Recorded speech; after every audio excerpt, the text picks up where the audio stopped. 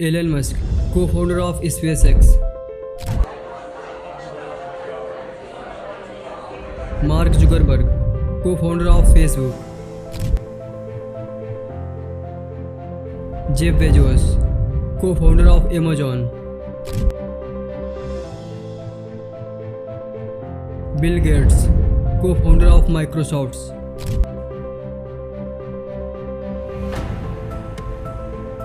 हाँ, सही सोच रहे हो, ये है दुनिया के सबसे रिचेस्ट मैन। लेकिन इन सब में एक बात और कॉमन है, वो है कि इन लोगों ने खुद को एक ऐसे ट्रैप से बचाया है जिसमें आज के इंसान प्राउडली फंसते जा रहे हैं। I don't care what I have to do, if I have to move somewhere or start something or whatever it may be, I'm not going to put my children into a system that doesn't understand the gifts and abilities they have just because they don't fit on the conveyor belt. And in the US, there are more than 5 lakh people who don't send their children to school.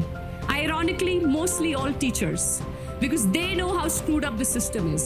आपको याद है जब आप सब छोटे थे, classroom के कोने में बैठकर सपने देखते थे, सोचते थे एक दिन रॉकेट उड़ाऊंगा, माँ को दुनिया का सबसे बड़ा घर दूंगा, पापा को वो कार दिलाऊंगा जो वो हमेशा देखते थे। और फिर धीरे धीरे रिपोर्ट कार्ड्स के नंबर इम्पोर्टेड होने लगे, सपने कोने में दब गए, marks, ranks, cut off, form भरते भरते वो सपने कागज के टुकड़ों में बिखर गए। आपको डिग्री तो मिल गई, पर वो लड़का जो क्लासरूम में सपने देखकर मुस्कुराता था, कहाँ चला गया? जब आपने तैयारी शुरू करी, आप कितने साल के थे?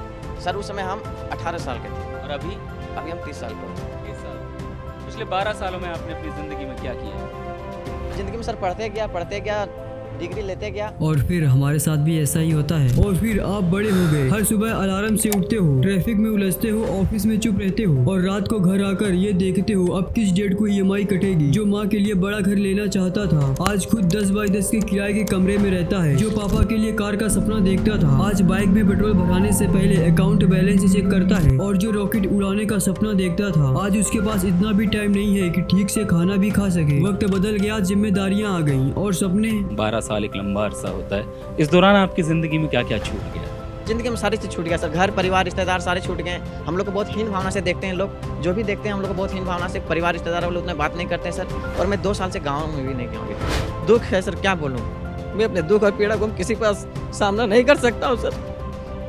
बहुत संघर्ष से पढ़ा हूँ, ट्यूशन पढ़ा के मैं 2012 से ट्यूशन पढ़ा के अभी तक मैं पढ़ाई किया हूँ, और मैं कुछ भी हासिल नहीं कर पाया। उल्टा हमारे पर FIR हो गया। मैंने अपनी मांग को शांतिपूर्ण रखने के लिए गया था कि जो गलती की आप आयोग उसको जांच करिए और जो दोषी उस पर कार्रवाई करिए। और सपने वो पुरानी डायरी के पन्नों जैसे हो गए, जो कभी मिल जाते हैं पर पढ़ने का हौसला नहीं होता। The gang of 9 got together, I think it was, and decided this is what people should learn. Physics, biology, chemistry, and this is how they should learn. The people who built the schools were consciously aiming at eradicating the will of the students who were part of the system because they wanted them to be obedient. और आप सोच रहे होंगे आखिर ऐसा क्यों है, कैसे लोग इस ट्रैप में फंस जाते हैं और हम कैसे इससे बाहर निकलें? धीरूभाई अंबानी, विराट कोहली, आमिर खान, नरेंद्र मोदी, ये सब हमारे इस करंट एजुकेशन सिस्टम के ट्रैप में नहीं फंसे।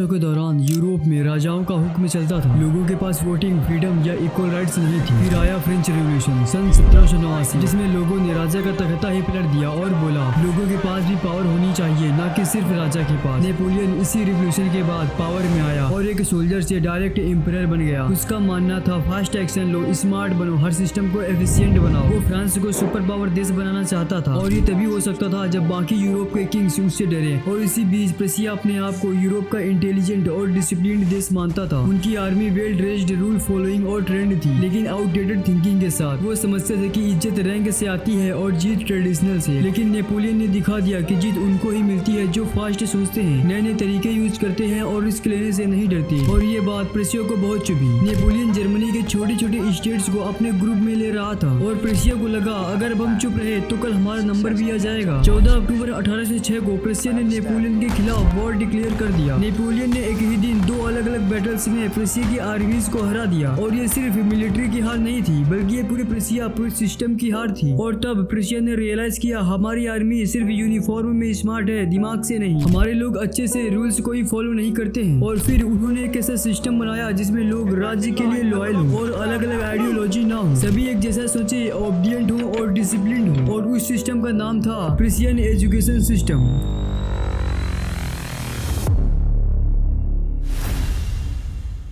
क्या आपने कभी सोचा है स्कूल हर सुबह बेल से ही क्यों शुरू होता है, और क्यों हमें यूनिफॉर्म पहननी पड़ती है, और क्यों सिलेबस में वही सब्जेक्ट्स होते हैं जो 100 साल पहले भी थे? ये सब इत्तेफाक तो नहीं हो सकता। ये एक सोची समझी स्ट्रेटजी थी, एक ऐसे सिस्टम की जो इंसानों को थिंकर नहीं वर्कर बनाता है। सन 1760 से 1840 के बीच आई इंडस्ट्रियल रिवोल्यूशन। मशीन्स ने दुनिया भर में तबाही मचा रखी थी। फैक्ट्रीज दिन पर दिन बढ़ती जा रही थी, क्योंकि कोई काम करने में जहाँ इंसानों को दिनों महीनों लगता था, वही मशीन्स उसी काम को पल भर में कर देती थी। पर प्रॉब्लम ये थी, फैक्ट्री चलाने के लिए डिसिप्लिन्ड ओबीडिएंट वर्कर चाहिए थे, और लोग खुद का अच्छा खासा काम छोड़कर क्यों किसी फैक्ट्री में काम करना चाहेंगे? तब इंडस्ट्रियलिस्ट और गवर्नमेंट्स ने रियलाइज किया मशीन तो आ गई, पर मशीन जैसा काम करने वाले इंसान नहीं है, क्योंकि लोग आजाद सोच रखते हैं, सवाल करते हैं, रूल्स तोड़ते हैं, और ये फैक्ट्री के लिए खतरा था। इसीलिए एक ऐसे सिस्टम की जरूरत थी जो लोगों को ओबीडिएंट बनाए, टाइम का पाबंद बनाए और सिस्टम के खिलाफ सवाल ना करने दे। और फिर गवर्नमेंट्स ने क्रिश्चियन एजुकेशन से इंस्पिरेशन लेकर एक ऐसे सिस्टम बनाया जिसमें लोग टाइम के पक्के हों, मतलब बिल बजते ही काम शुरू करें और रुक जाएं। ओबीडिएंट और नॉन क्वेश्चनिंग वर्कर, एक ऐसा वर्कर जो ऑर्डर को बिना पूछे फॉलो करे, क्योंकि पूछने वाला सिस्टम के लिए खतरा था। रोज एक ही काम को बार बार करे बिना बोर हुए, साइलेंट और डिसिप्लिन्ड हो, कम पैसों में ज्यादा काम करे। और हुआ भी ऐसा ही। उन्होंने उन लोगों के बच्चों का बचपन से ब्रेन वॉश एक सोची समझी प्लानिंग के तहत किया गया एजुकेशन सिस्टम के जरिए। इसका गोल था बचपन से उन बच्चों को ऐसे ट्रेन किया जाए कि बड़े होकर जब वे स्कूल या कॉलेज से डिग्री लेकर बाहर आए, तब तक वो बच्चा एक ऐसा इंसान बन जाता जिसके अंदर की सारी क्रिएटिविटी और नए नए आइडियाज सोचने की क्षमता खत्म हो जाती, और वो यही सोचने लगता कि बस कहीं से जॉब मिल जाए या कोई काम पर ही रख ले। आप लोग खुद ही सोचो, जब आप सब छोटे थे, कैसे किसी का इंटरेस्ट क्रिकेट, फुटबॉल या कोई तो मेरी तरह न्यू न्यू इन्वेंशन गैजेट से बनाया करता और सपने देखता था कि बड़ा होकर एक रॉकेट बनाऊंगा और चांद पर जाऊंगा। बट आज इस स्टेप में फंस कर सारी क्रिएटिविटी और वो बचपन वाली सोचने की क्षमता खो चुका हूँ, और आज ऐसी हालत हो गई है, ना कहीं जॉब मिलती है और ना कोई काम देने को तैयार है, और मम्मी पापा को देखता हूँ तो नजरें ही नहीं मिला पाता हूँ।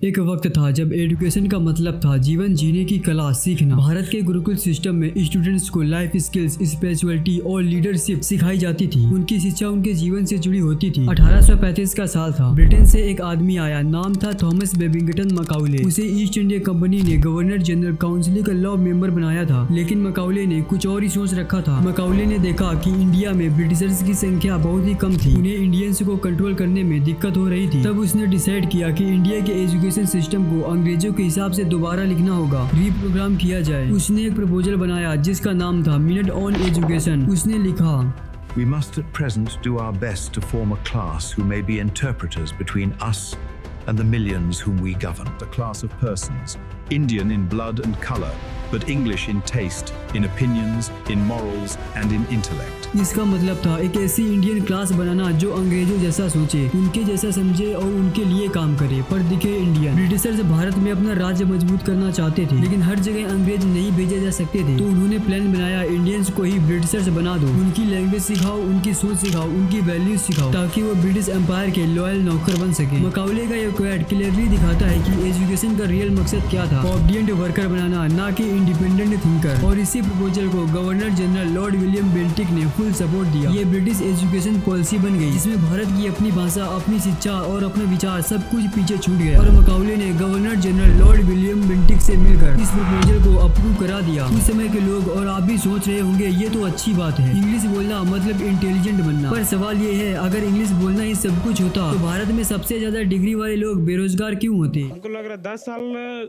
से हम लोग यही राजधानी में रह के ही तैयारी कर रहे हैं, लेकिन अभी तक कोई ऐसा हम लोग मुकाम हासिल नहीं कर पाए जॉब के क्षेत्र में। अब अभी ऐसा हम लोग का दुख दर्द है कि बयान नहीं कर सकते हैं। घर में एक अलग ही उधर चल रहा है, इधर हम लोग का अलग ही चल रहा है, समझ ही नहीं आ रहा हम लोग जाए तो जाए कहाँ। आज भी हम एक ऐसे सिस्टम में पढ़े जा रहे हैं जो सिर्फ रट्टा लगवाना सिखाता है, सवाल पूछना नहीं, और जॉब रेडी करता है, लाइफ रेडी नहीं। 200 साल बाद भी हम उसी मकाउले मॉडल में पढ़े जा रहे हैं। समय आ गया है सिस्टम से सवाल करने का। क्या एजुकेशन का मतलब सिर्फ इंग्लिश बोलना रह गया है? क्या हम तैयार हैं एक ऐसे एजुकेशन के लिए जो तुम्हें सोचना सिखाए, जो तुमने बचपन में सपने देखे थे वो पूरे हो? तो अब मैं जो स्टोरी बताने जा रहा हूँ इसे ध्यान से सुनना, अगर इस ट्रैप से तुमको बाहर निकलना है तो।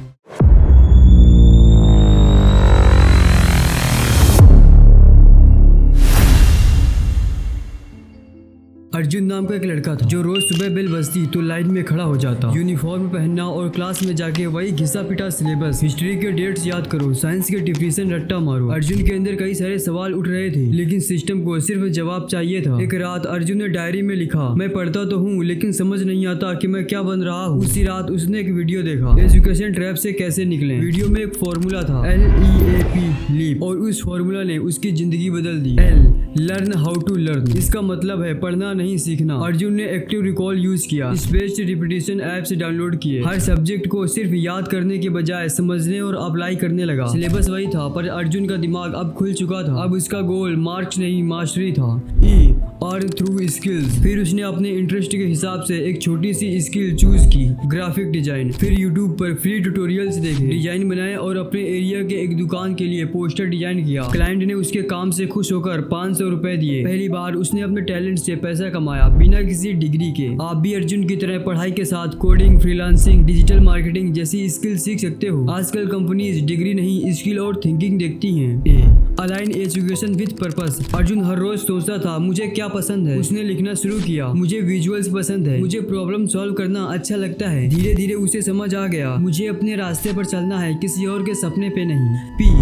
Participate don't just prepare. Arjun ने पहली बार क्लासरूम के बाहर काम किया, एक लोकल NGO के साथ डिजाइन इंटर्नशिप ली। वहाँ क्लाइंट ने कहा आपका काम हमारे रेगुलर डिजाइनर से बेहतर है। तब अर्जुन ने जाना काम बोलता है नंबर्स नहीं। 2 साल बाद अर्जुन अब एक स्टूडेंट नहीं एक क्रिएटर बन चुका था। अब वो दूसरे स्टूडेंट को सिखाता है पढ़ाई गलत नहीं है लेकिन सिर्फ डिग्री के भरोसे बैठे रहना गलत है। तुम्हारा सपना एक सीट नहीं एक सिस्टम तोड़ने की हिम्मत होनी चाहिए। सिर्फ जॉब के लिए मत पढ़ो, दुनिया में अपनी जगह बनाने के लिए पढ़ो। सिस्टम के स्लेव मत बनो, सिस्टम के हैकर बनो। मुझे कुछ भी समझ नहीं आ रहा कि मैं लास्ट में एंड में क्या बोलूं, तो मैं बस इतना ही कहूँगा कि आपको अगर ये वीडियो अच्छी लगी हो तो प्लीज़ लाइक और सब्सक्राइब कर देना और कमेंट में अपना ओपिनियन जरूर देना कि आपको इसमें कौन सा पार्ट अच्छा लगा है। मिलते हैं एक नई डॉक्यूमेंट्री वीडियो के साथ, तब तक के लिए जय हिंद।